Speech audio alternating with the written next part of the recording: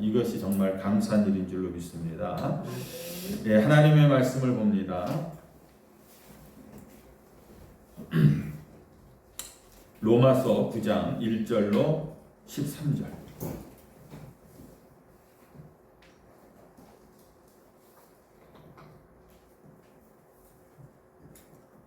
로마서 9장 1절부터 13절. 우리 교독하시겠습니다. 내가 그리스도 안에서 참말을 하고 거짓말을 아니하노라. 나에게 큰 근심이 있는 것과 마음에 그치지 않는 고통이 있는 것을 내 양심이 성령 안에서 나와 더불어 증언하노니, 나의 형제 곧 골유의 친척을 위하여 내 자신이 저주를 받아 그리스도에게서 끊어질지라도 원하는 바로라. 그들은 이스라엘 사람이라 그들에게는 양자됨과 영광과 언약들과 율법을 세우신 것과 예배와 약속들이 있고, 조상들도 그들의 것이요 육신으로 하면 그리스도가 그들에게서 나셨으니 그는 만물 위에 계셔서 세세의 찬양을 받으실 하나님이시니라. 아멘. 그러나 하나님의 말씀이 폐하여진 것 같지 않도다. 이스라엘에게서 난 그들이 다 이스라엘이 아니요 또한 아브라함의 씨가 다 그의 자녀가 아니라 오직 이삭으로부터 난 자라야 내 씨라 불리리라 하셨으니, 곧 육신의 자녀가 하나님의 자녀가 아니요 오직 약속의 자녀가 씨로 여기심을 받느니라. 약속의 말씀은 이것이니 명년 이때에 내가 이르리니 사라에게 아들이 있으리라 하심이라. 그뿐 아니라 또한 리브가가 우리 조상 이삭 한 사람으로 말미암아 임신하였는데 그 자식들이 아직 나지도 아니하고 무슨 선과 악을 행하지 아니한 때에 택하심을 따라 되는 하나님의 뜻이 행위로 말미암지 않고 오직 부르시는 이로 말미암아 서게 하려 하사, 리브가에게 이르시되 큰 자가 어린 자를 섬기리라 하셨나니, 기록된 바 내가 야곱은 사랑하고 에서는 미워하였다 하신과 같으니라. 아멘. 우리 민족을 우리가 한민족이다, 단일 민족이다 이렇게 이야기를 합니다. 이런 단일 민족, 백이민족이라는 자부심이 우리에게는 있었어요. 그런데 사실 오늘날 우리를 단일 민족이다, 한민족이다 이렇게 이제 이야기하기가 점점 힘들어지고 있다는 것입니다. 왜 그렇습니까? 이제는 국제 결혼이라는 것이 흔해졌다는 것이에요. 그래서 많은 외국으로 나가는 사람들이 많다 보니까 외국인들과 결혼하는 사람들도 많이 이제 나타나게 되었고, 또 농촌에 결혼할 여자가 없다 보니까 동남아시아 여인들과 결혼하는 그런 가족들이 많아지고 있다라는 것입니다. 그럼에도 불구하고 우리 민족은 그 외세의 어떤 침략을 받은 그런 경우가 워낙 많다 보니까 이 민족주의적인 성향이 강하다 이렇게 이야기를 합니다. 특히 우리 민족이 36년 동안 그 일제 강점기를 거치면서 더욱더 일본에 대한 어떤 그런 나쁜 안 좋은 감정들이 더 강하다 보니까 일본에 대해서 더 우리 이 한국의 이 민족적인 그런 자긍심, 이런 민족주의 이런 것들을 우리가 더 강하게 느끼는 것을 우리가 봅니다.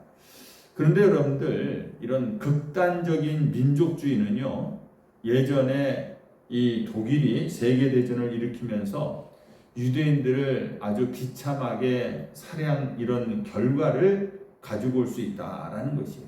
그래서 이 민족주의라는 것이 우리들끼리 잘 뭉쳐야 한다라는 것은 좋은 것이지만은 이것이 극단으로 가면서 자국의 이익만을 생각하게 되고, 또 극단적으로 가다 보면은 다른 민족에 대한 그러한 이런 안 좋은 그런 결과들이 나타나게 된다라는 것이에요. 그러다 보니까 극단적인 민족주의에 반해서 뭐가 또 생겨나냐면 세계주의가 생겨나는 것이에요. 그래서 과거의 구소련이 온 세상을 우리가 한 나라로 만들겠다라는 그러한 슬로건을 걸고서 소비에트 연방을 만든 거 아닙니까?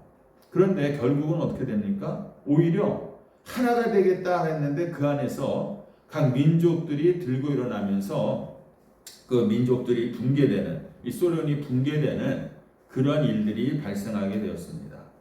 그러므로 여러분들, 그런 이 세상의 어떤 현상들을 보면서요, 우리 그리스도인들은 어떤 마음을 품어야 되느냐 이겁니다. 전 세계가 정말 하나님의 나라가 이루어질 것을 우리가 꿈꾸면서 이 세상을 향한 우리의 마음을 펼쳐나가야 된다는 것입니다. 그러면서도 또 한편으로는 내 민족의 복음화를 우선으로 우리가 이루기 위한 이런 소망과 또 소명이 우리에게 있어야 된다라는 것을 말씀드립니다. 오늘 본문에 보면은요, 이 사도 바울에게는 그런 마음이 있었다는 거예요. 무슨 마음이냐면은 민족 구원에 대한 간절한 마음이 지금 사도 바울에게 있었구나라는 것을 우리가 오늘 볼 수 있습니다. 먼저 어떤 마음이 있었냐면 사도 바울은요, 민족 구원의 소원을 가지고 있었다라는 거예요. 사도 바울이 오늘 1절 말씀해 보시면은 여러분들 1절에 이런 말씀이 나옵니다. 큰 근심이 있는 것과 마음에 그치지 않는 고통이 내게 있다. 이런 얘기를 하고 있어요. 여러분들도 마음속에 근심, 걱정, 고통이 분명히 다 있을 겁니다. 그러면은 여러분들은 어떤 근심이 있어요? 어떤 마음에 큰 고통들이 있습니까? 나에게 큰 근심은 뭡니까? 이런 것들을 한번 생각해 보면서 지금 사도 바울의 큰 근심과 마음에 큰 고통이 있는 것이 무엇인가를 한번 생각해 보면은 이겁니다. 우리는 구원의 영광을 확신하고 또 우리는 구원의 기쁨을 경험하면 경험할수록요, 이런 마음이 있어야 되는 거예요. 나와 같이 영광스러운 이런 구원에 동참하지 못하고 있는 내 가족들, 내 친척들, 내 이웃들, 내 민족을 우리가 바라보면서 그들에 대한 안타까움을 우리가 가져야 된다라는 것입니다. 바울은 살을 맞대고 살고 있었던 사랑하는 자기 고륙과 친척이, 자기 민족이 지금 예수를 모르고 살아가고 있는, 하나님을 오히려 그들이 예수님으로 이 세상에 오셨는데 예수님을 십자가에 못 박고 그들을 거부하고 있는, 예수님을 거부하고 있는 이 모습을 보면서 안타까운 이 구원의 문제를 지금 이야기하고 있다는 것입니다. 여러분들, 내 형제들이, 내 가족들이 예수 그리스도께 돌아오기를 간절히 바라는 그런 마음이 이 사도 바울에게 있었다는 것입니다. 이 마음이 오늘 우리들에게도 있어야 될 줄로 믿습니다. 여러분들, 그거예요. 내가 교회를 다니더라도요, 이 교회 안에서 어떤 구원의 확신이 없어요. 그리고 구원의 기쁨이 없습니다. 거듭남이 없습니다. 그러면은 굳이 그런 확신도 없고 기쁨이 없는데 내 주변 사람들에게 교회같이 가자고 할 이유가 뭐가 있습니까? 없단 말이에요. 그런데 내가 예수를 믿고 나니까 세상에서 맛보지 못했던 그런 기쁨이 있는 겁니다. 구원의 확신이 있고 정말 하나님의 나라 사랑하신다는 그런 믿음이 있고 내가 오늘도 죽어도 천국에 갈 수 있다라는 그런 구원의 확신과 기쁨이 있다면은 이것이 나만 누릴 것이 아니라 내가 사랑하는 내 남편, 내 아내, 내 자식, 내 부모들, 내 주변에 사랑하는 이웃들도 함께 예수를 믿어서 그런 구원의 기쁨과 확신을 가지고 우리가 살기를 원하는 그런 간절함이 우리에게 있어야 된다라는 것이에요.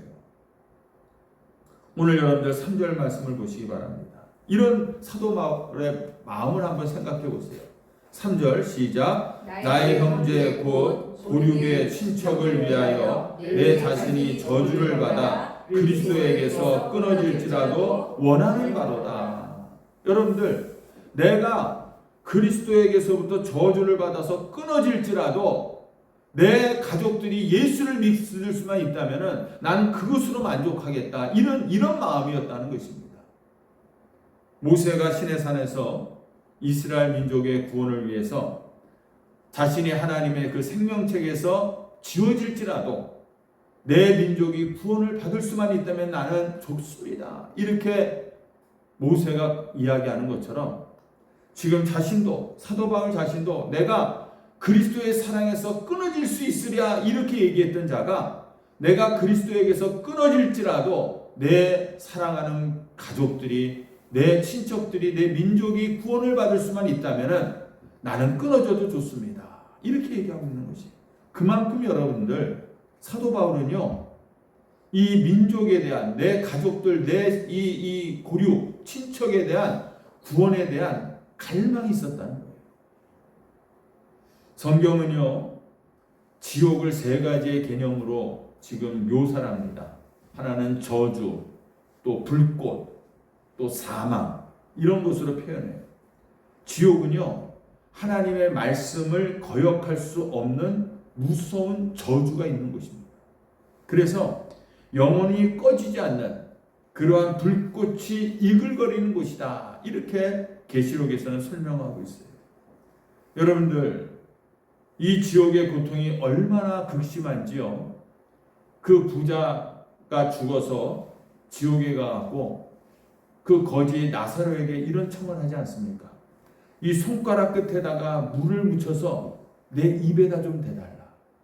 여러분들, 얼마나 그 고통이 갈증이 심하면은 그 물 한 모금도 아니라 손끝에 물을 묻혀서 입술에라도 좀 대달라 이렇게 이야기를 하겠습니까?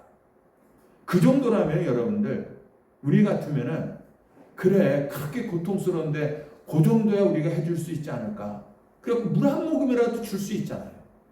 그런데 성경 말씀은 뭐라고 합니까? 그러나 그의 요구가 거절되는 거예요. 지옥이 얼마나 무서운 것인지를, 그런 요구 하나도 들어줄 수 없는 것이 바로 지옥이다라는 것입니다. 이 지옥은 하나님의 긍휼이 완전하게 차단된 곳이 지옥인 것입니다. 여러분들, 사도 바울의 이 그치지 않는 이 큰 고통은 바로 잃어버린 그 영혼들, 그 지옥으로 지금 달려가고 있는 내 가족들, 이웃들, 내 백성들을 생각한 그 고통을 지금 이야기하고 있다라는 것입니다. 오늘 우리에게도 잃어버린 영혼을 향한 찢어지는 마음의 고통과 고민이 여러분들 있어야 될 줄로 믿습니다. 하지만 그 아픔이 고민으로만 절대로 그쳐서는 안 된다라는 것을 잊지 마시기 바랍니다. 그들의 영혼을 구원하기 위한 구체적인 그런 실천으로 우리가 옮겨져야 된다는 거예요. 여러분들, 사도 바울은 아마 날마다 자신의 이스라엘 민족을 위해서 기도했을 것입니다.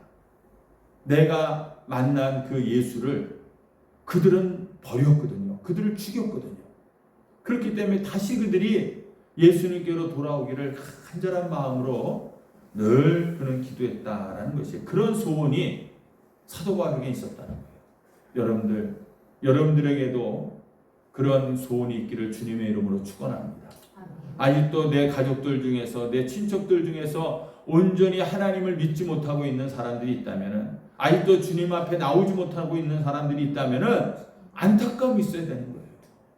어떻게 해서라도 기회만 되면은 내 가족을 구원하기 위한 그런 노력이, 구체적인 노력들이, 기도들이 오늘 우리에게 있어야 될 줄로 믿습니다. 소원만 하고 바라기만 하는 것이 아니라 실질적인, 구체적인 실천으로 옮길 수 있는 그런 성도들이 되기를 주님의 이름으로 축원합니다. 그리고 두 번째로 사도 바울에게는요, 민족 구원을 향한 믿음이 있었다는 거예요. 소원만 있는 게 아니라 믿음이 있었다는 거예요. 8장에서 바울은 하나님의 사랑에서 아무도 나를 끊을 수 있겠느냐? 없다, 이렇게 얘기했습니다. 여러분들, 결국 그 말은 뭡니까? 하나님은요, 한번 구원받은 성도들은 절대로 버리지 않는다라는 것이에요. 그러면 이런 의문을 우리가 갖게 됩니다. 하나님이 한번 선택하셨던 유대인들은 어떻게 됩니까? 지금 대다수의 유대인들이 복음을 거절하고 살고 있는데 그들은 어떻게 되는 겁니까? 이런 질문을 우리가 할 수가 있는 것이에요. 이 질문에 대해서 사도 바울은 오늘 이 답변을 하고 있는 것입니다. 요약하면 이런 얘기입니다. 맞습니다. 오늘 내 민족 대부분은 예수 그리스도를 거절했고 메시아를 등지고 살고 있으며 복음을 받아들이지 않습니다. 그러기에 내 민족을 향한 하나님의 계획은 그러나 폐기되지 않았습니다. 마침내 내 민족은 다시 하나님의 영광스러운 그런 구원을 경험하고 말 것입니다. 나는 내 민족이 궁극적으로는 구원받을 것을 믿습니다. 이런 믿음을 가지고 사도 바울은 하나님 앞에 기도하고 있었다라는 것입니다. 여러분들, 그런 믿음이 없다면요, 우리가 그 죽어가는 영혼들을 위해서 기도 못하는 겁니다. 언젠가는 그들이 하나님께로 돌아올 것이다. 내 자녀들이 지금은 하나님 앞에 온전히 나오지 못했지만은 내가 죽을 때까지 평생을 위해서 내 자녀들을 위해서 기도했기 때문에 내 자녀들은 내가 죽어서라도 반드시 하나님의 품에서 그들이 살아갈 것이다라는 그런 믿음이 있어야 될 줄로 믿습니다. 그 믿음을 가지고 우리가 주님 앞에 간구하는 거예요. 믿음의 간구를 하는 것입니다. 그 간구를 하나님께서 오늘 우리에게 들으실 줄로 믿습니다. 그러면서 이에 이스라엘 민족에게 주셨던 8가지 특권을 사도 바울은 이야기하고 있는 거예요. 이런 특권을 하나님이 우리에게 주셨기 때문에 우리 민족은 반드시 구원받을 것입니다. 4절과 5절 말씀해 보시면은요, 한번 쭉 읽습니다. 그들은 이스라엘 사람들이라 그들에게는 양자됨과 영광과 언약들과 율법을 세우는 것과 예배와 약속들이 있고 조상들도 그들의 것이요 육신으로 하면 그리스도가 그들에게서 나셨으니 그는 만물 위에 계셔서 세세 찬양을 받으실 하나님이시리라. 아멘. 이렇게 얘기해요. 양자됨과 영광과 언약과 율법과 예배와 그 약속, 또 조상, 또 그리고 마지막에 그리스도, 이런 이스라엘 백성들이 하나님께로부터 받은 종교적인 언약들이라는 것입니다. 바울은 그렇기 때문에 이스라엘 백성들이 하나님 앞에 불순종했음에도 불구하고 하나님의 이 약속들은 지금까지 폐기되지 아니하고 계속되고 있다라는 것이에요. 이런 확신, 이런 믿음이 사도 바울에게 있었다는 것입니다. 그래서 6절 말씀, 그러나 하나님의 말씀이 폐하여진 것 같지 않도다. 이스라엘에게서 난 그들이 다 이스라엘이 아니요. 이런 얘기를 합니다. 하나님의 말씀이 폐해지지 않았다는 겁니다. 이스라엘의 거절 때문에 그 구원은 하나님의 약속을 믿는 이방 민족들, 이방 백성들에게로 이제 넘어가게 되었다라는 얘기를 하고 있는 것이에요. 그러면서 여러분들 7절과 우리 8절 말씀을 읽습니다. 또한 아브라함의 씨가 다 그의 자녀가 아니라 오직 이삭으로부터 난 자라야 내 씨라 불리리라 하셨으니 곧 육신의 자녀가 하나님의 자녀가 아니요 오직 약속의 자녀가 씨로 여기심을 받느니라. 이런 얘기입니다. 예수 믿는 우리가 영적인 이스라엘이라는 거예요. 그리고 하나님의 아브라함의 씨라는 것입니다. 약속의 자녀가 되었다는 것입니다. 네. 그리고 때가 되면 종국에는 하나님의 뜻에 따라서 이스라엘 민족도 구원을 받게 될 것이다 라고 이야기하는 것입니다.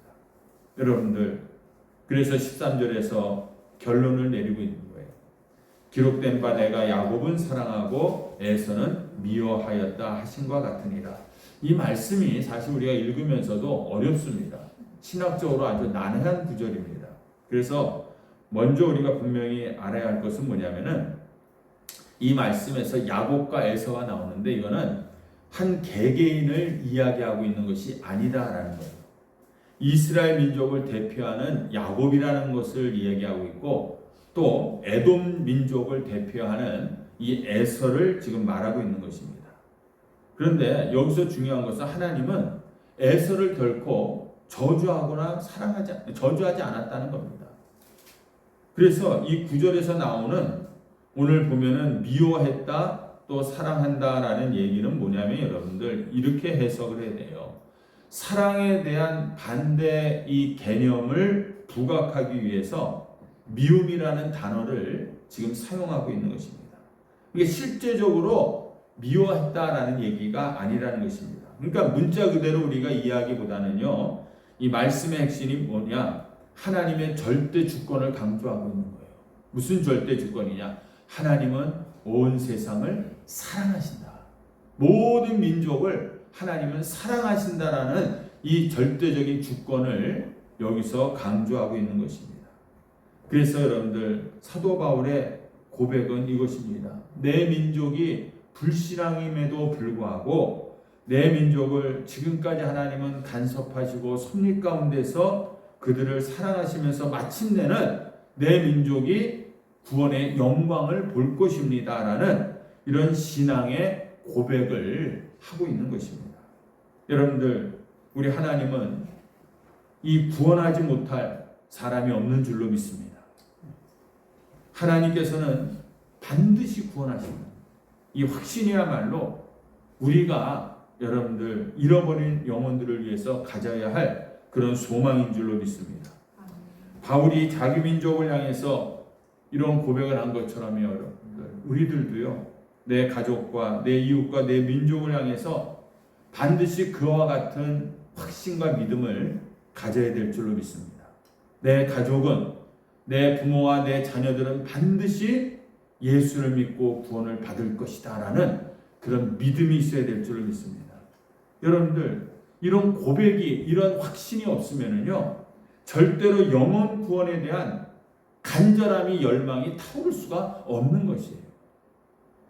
이런 열망이 없으면요, 무슨 소망이 있는지 아세요? 그래, 그냥 이 세상 우리 자식들 잘 먹고 잘 살면 좋겠다, 이 정도에서 마치고 마는 겁니다. 머무르고 마는 겁니다. 여러분들, 우리는 이 세상이 끝나면 영원한 하나님의 나라가 펼쳐질 것을 믿고 확신하고 살아가는 사람들 아닙니까? 그런데 왜 내 가족들이 이 세상에서만 잘 먹고 잘 살다가 끝나기를 원하고 있느냐? 이 세상에서 우리가 좀 부족하게 산다 할지라도 다 우리가 예수를 믿고 구원의 확신을 갖고 하나님의 나라를 꿈꾸면서 우리가 살아야 될 줄로 믿습니다. 여기서 잘 살고 잘 먹는 것이 중요한 것이 아니라 우리가 사랑하는 모든 자들이 다 하나님의 나라에 들어가서 함께 살아가는 삶을 오늘도 우리가 꿈꿔야 될 줄로 믿습니다. 여러분들, 예수를 지금 모르고 살아가고 있는 내 가족들, 내 이웃을 보면서 어떤 마음이 듭니까? 안타까운 마음이 들어야 되지 않겠어요? 저들이 마지막에는 하나님 앞에 심판대에서 서게 될 것을 한번 생각해 보시기 바랍니다. 내 부모가 예수를 끝까지 믿질 않아갖고 하나님 앞에 선다고 생각해 보세요. 내 사랑하는 자식들이 하나님을 믿지 않고 결국에는 하나님 심판대 앞에 선다고 생각해 보시기 바랍니다. 예수를 안 믿고 죽는다고 생각한다면 정말 우리가 자다가도 잠이 안 와서 벌떡 일어나야 되지 않습니까? 이런 마음이 우리에게 있어야 될 줄로 압니다. 돌아가신 그 가나안 농군학교의 김용기 장로님 보면은 이분이 이제 가나안 학교를 운영하시면서 항상 큰 소리로 이렇게 훈련할 때마다 외치게 했다는 겁니다. 어떤 것을 외치게 했냐면, 나는 애국가를 주신 것이 이 민족에 대한 하나님의 축복이라고 믿는다.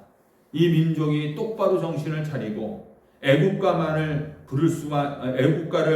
부를 수만 있다면은 이 민족은 산다. 그 이유가 뭡니까? 하나님이 보호하사 우리나라 만세. 이분은 이런 확신이 있었다는 거예요. 역사를 이끄시는 전능하신 하나님을 신뢰하고 그분만을 바라보고 산다면은 이 민족은 아직도 희망이 있다라고 그분은 말하고 있는 것입니다. 여러분들, 오늘 우리에게도 그런 소망이 있기를 주님의 이름으로 축원합니다. 내가 눈물로 하나님 앞에 구원받기를 원하며 기도했던 내 모든 기도의 대상자들은 반드시 하나님께서 그들을 구원하실 것이다. 이런 확신을 가지고 믿음을 가지고 오늘도 하나님 앞에 간구하는 여러분들이 되기를 주님의 이름으로 축원합니다. 아멘. 그리고 마지막으로는 이 사도 바울은요, 민족 구원을 위한 그런 책임을 지금 이야기하고 있습니다. 책임. 우리가 무언가를 바랄 때는요, 그 바라는 소원이 현실로 나타나기 위해서는 그 책임을 감당해야 됩니다. 그렇지 못하면은 그냥 소원으로 끝날 때가 많이 있다는 거예요. 예를 들면 여러분들 한번 통일이라는 것을 우리가 생각해 봅니다. 독일이 우리가 말로 항상 노래 부를 때마다 우리의 소원은 통일이다라고 이렇게 노래를 부르고 있지 않습니까? 그런데 이 통일을 이루기 위해서는 그냥 소원만 갖고 노래만 부른다고 통일이 저절로 이루어지는 것이 아니라 그에 따른 대가와 그에 따른 노력과 책임이 반드시 있어야 된다는 거예요. 독일이 이제 통일을 이루었습니다. 그 베를린 장벽이 무너지면서 동독과 서독이 하나가 되는 것을 우리가 TV를 보면서 지켜보지 않았습니까? 얼마나 그들이 좋아합니까? 그런데 통일이 되고 나서 서독은 이 통일 비용이 어마어마했기 때문에 이 서독의 경제가 휘청했던 것이에요. 그럼에도 불구하고 통일을 이루고 나서 그 경제적인 통일 비용을 이 서독이 감당해냈다라는 것입니다. 그래서 지금의 독일을 이룬 거 아닙니까? 현실적으로 우리나라도요, 남북 통일에 대한 비용을 이제 사람들이 이야기할 때 아무튼 상상하기 힘들 정도로 엄청나다라는 것입니다. 엄청나기 때문에 이렇게 얘기하는 사람이 있다는 거예요. 우리가 굳이 통일을 이룰 것이 아니라 이 경제적인 비용이 워낙 크니까 각자의 체제를 유지하면서 그냥 살자. 이렇게 얘기하는 사람들이 있습니다. 저는 충분히 그런 사람들이 있다고 봐요. 왜? 우리나라의 많은 기득권자들, 왜냐하면 그들이 통일이 되면은 물론 무슨 수익을 얻을 수 있는 일들이 많이 생기겠지만은 당장은 그 기득권자들로부터 많은 경제적인 부담이 그들에게 가기 때문에 충분히 그런 얘기를 하는 사람들이 나올 수가 있다는 겁니다. 이런 얘기를 들으면서 오늘날 우리가 정말 통일을 소원하고 있는가? 이걸 한번 질문해 본 거예요. 6.25를 거쳤고 또 방공 교육을 받았던 우리에게 있어서는 통일은 반드시 이루어야 할 소원이다라고 얘기하지만은 그런 세대를 지나지 않은 요즘의 젊은이들은요, 또 그런 마음을 갖고 있는 거예요. 북한과 우리나라는 따로따로다. 이런 마음을 가지고 있다는 것입니다. 여러분들, 그런데 우리의 이 소원은 그런 통일이라고 얘기하면서 이런 책임을 우리가 회피하고 감당하지 않으려고 한다. 그러면은 이 통일은 아득히 멀기만 한 것입니다. 우리의 가족, 이웃들, 또 교회 부흥, 민족의 어떤 복음화에 대한 소원이 있다면은요, 마땅히 우리가 책임의식을 가지고 기도해야 된다는 겁니다. 이 세상에 가치 있는 것들은 절대로 공짜가 없지 않습니까? 반드시 그에 따른 수고와 희생과 대가를 지불해야 된다는 것입니다. 결코 거저되는 것은 없다는 것입니다. 그래서 우리가 구원을 위해서, 한 영혼이 구원을 얻기 위해서는 이 책임 있는 행동과 수고가 수반이 되는 대가를 반드시 지불해야 된다는 것입니다. 한 사람을 우리가 전도한다라고 생각해 보세요. 그냥 한번 교회 갑시다 해갖고 그 사람들이 교회 순순히 잘 따라오면은 얼마나 전도가 쉽겠습니까? 근데 그 사람이 전도되기 위해서는 정말 내 시간과 내 물질과 내 노력, 온갖 것을 다 쏟아 부어도 그 영혼 한 사람이 예수를 믿을까 말까 거예요. 아까 보면서도 우리 권사님하고 얘기했어요. 다 어저께까지는 올 것 같았었는데 오늘 못 온다고 이렇게 전화가 오면서 많지도 않은 우리 교인들인데 이 교인들이 다 한 자리에 모이기가 이렇게 힘들다. 이렇게 얘기합니다. 그만큼 예수 믿는 것 자체가, 구원받는 것 자체가 힘들고 어렵다라는 것을 우리가 오늘 실감하게 되는 것입니다. 전도할 때 보면은 어떻게 보면 저는 좀 아까운 생각이 들어요. 전도 용지는 뭐 그렇다고 하지만 전도 물품들을 교회마다 준비해 놨는데요. 정말 다양하게들 물질적으로 귀한 것들을 얼마나 많이 준비해 놨는지 몰라요. 때를 따라서 뭐 건빵에다가 뭐 아니면은 저기 뭐 그 전도 티슈라든지 물티슈라든지 마스크라든지 또 조그만 무슨 이 뭐 여러 가지들을 교회마다 많이 해놨더라고요. 이 물질적으로는 이게 다 귀한 것들입니다. 그런 것들을 주면서 어떻게라도 전도를 해보려고 하는 거예요. 근데 이게 쉬운 문제가 아니라는 것입니다.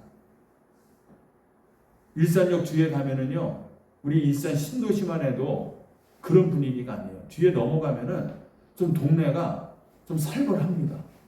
그 중국 그 조선족들이 거기에 굉장히 많이 살아요. 그 사람들 붙들고선 우리가 전도해 보려고 먹을 것도 주고 복음을 전하고 하면은 그 자리에서 끄떡끄떡 하지만은 지네들끼리는 딴 얘기를 하는 거예요. 딴 얘기를 하는 거예요.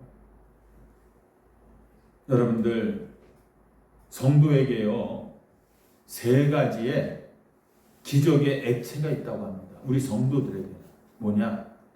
땀과 눈물과 또 피라는 겁니다. 땀은 수고예요. 그 눈물은 뭐냐? 기도의 눈물인 겁니다. 기도의. 그리고 피는 뭡니까? 희생의 피입니다. 여기에 말은 필요 없는 거예요.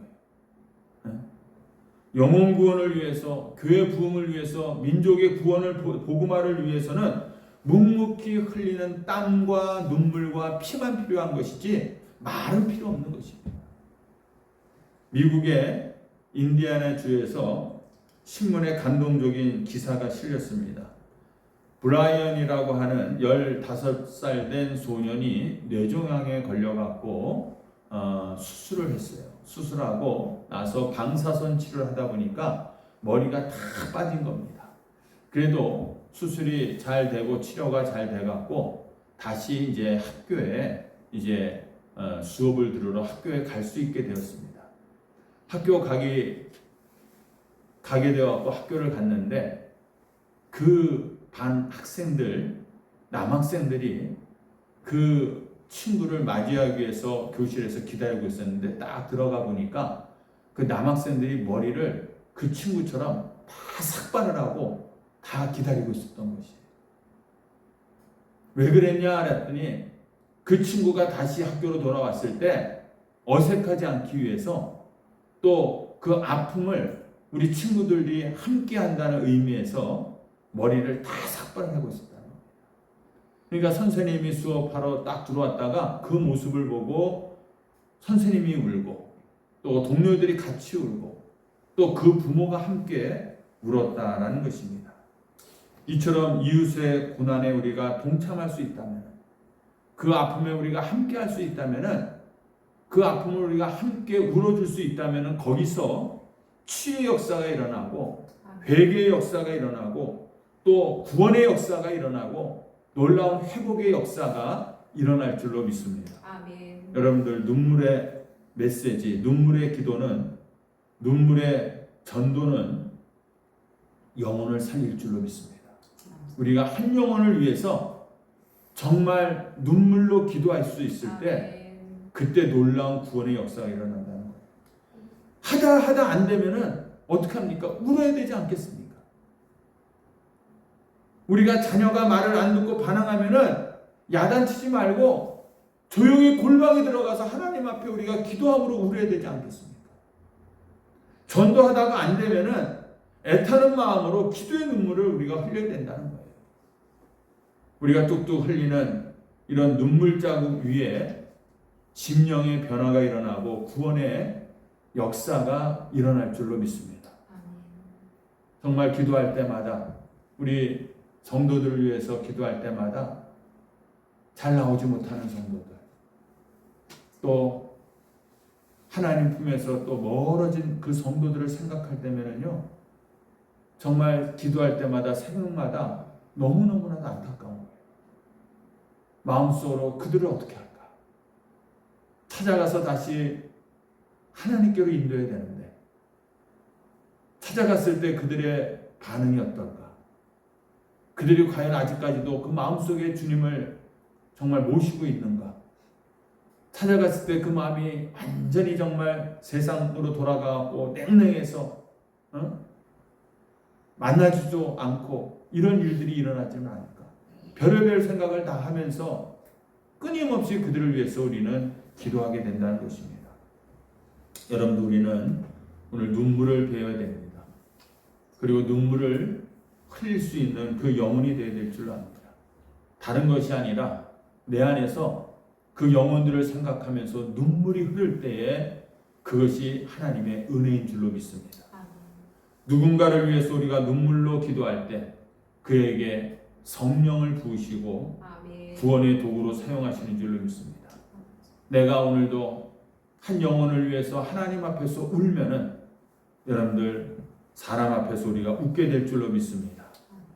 눈물로 내 형제, 내 가족들, 내 이웃을, 민족을 오늘도 구원받기를 기도하는 그런 성도가 다 되시기를 주님의 이름으로 축원합니다. 우리 이 시간 함께 기도했으면, 찬양했으면 좋겠습니다.